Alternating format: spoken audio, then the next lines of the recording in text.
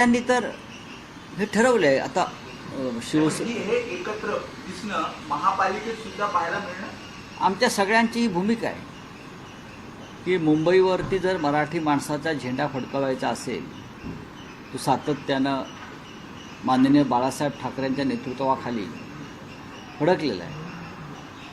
तर या सर्व मराठी शक्ती आहेत या विखुरल्या जाव्यात अशी भारतीय जनता पक्षाने खास करून अमित शहांची भूमिका आहे आणि आपण त्या भूमिकेला छेद देण्यासाठी एकत्र येऊन या निवडणुका लढाव्यात ही आम्ही भूमिका अनेकदा जाहीर केली आहे। राज ठाकरे यांनी सुद्धा जाहीर केली आहे।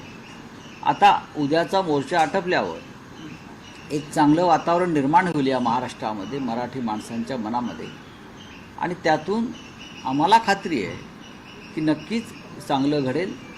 अर्थात देवेंद्र फडणवीस असतील, एकनाथ शिंदे वगैरे वगैरे वगैरे त्याने किती आपटापट केली तरी मराठी माणसाची एकजूट फुटणार नाही।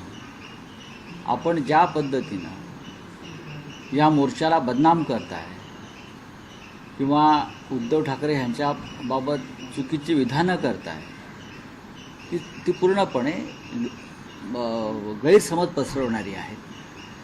आता त्यांनी काल एक सांगितलं की कुठला ठराव स्वीकारला, माशेलकर ठराव स्वीकारला। त्रिभाषा सूत्रीचा डॉक्टर माशेलकर यांच्या अध्यक्षतेखाली जी समिती नेमली त्याचा अहवाल तत्कालीन मुख्यमंत्री उद्धव ठाकरे यांनी स्वीकारला। त्यामुळे ही त्रिभाषा सूत्री सक्तीची केली जाते, हिंदी भाषेची सक्ती। 2020 मध्ये हा ठराव मंजूर झालेला आहे। 2022 समिती 2020 मध्ये समिती नेमणं गुन्हा आहे का? एखाद्या जटिल विषयाचा अभ्यास करण्यासाठी आणि जो जटिल विषय केंद्राने आमच्यावर लादण्याचा प्रयत्न केलेला आहे, लादला कोणी? नरेंद्र मोदी आणि अमित शहानी। केंद्रीय धोरण जे आहे राष्ट्रीय शैक्षणिक धोरण आम्ही तयार केलं नाही, हे देवेंद्र फडणवीस यांचे जे पिताश्री बसले आहेत वर नरेंद्र मोदी आणि अमित शहा त्यांनी हे राष्ट्रीय शैक्षणिक धोरण 2020 हे नरेंद्र मोदी आणि अमित शहानी लादले आमच्यावर। शेवटी हे केंद्र राज्य संबंध हा एक अत्यंत कठीण विषय, इथे संघराज्य पद्धत आणि वरती केंद्र सरकार आहे जे भारतीय जनता पक्षाचं आहे, त्यांचा एक स्वतःचा अजेंडा राबवत आहेत ते आणि ज्या राज्यामध्ये आपली सरकार नाही त्यांना अडचणीत आणण्यासाठी अथक प्रयत्न करत असतात। त्यातलं हे राष्ट्रीय शैक्षणिक धोरण 2020 हे फडणवीस यांच्या पिताश्रींनी आमच्यावर लादलं आहे।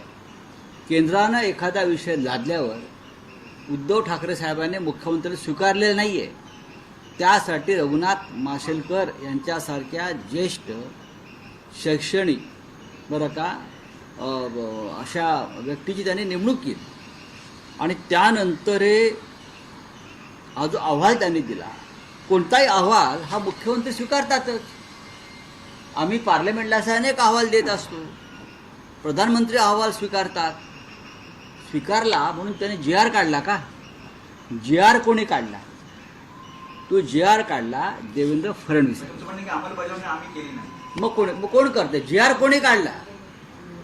सरकारी अध्यादेश कोणी काढला? हे बघा, राष्ट्रीय शैक्षणिक धोरण 2020 संदर्भात स्थापन केलेल्या डॉक्टर रघुनाथ माशेलकर समितीच्या कार्यगटाचा अहवाल बरं का मंत्रिमंडळाच्या बैठकीत सादर करण्यात आला। त्यावर त्या धोरणाच्या अंमलबजावणीसाठी मुख्यमंत्र्यांच्या अध्यक्षतेखाली कार्यगट स्थापन करणार असल्याचा निर्णय घेण्यात आला। राईट।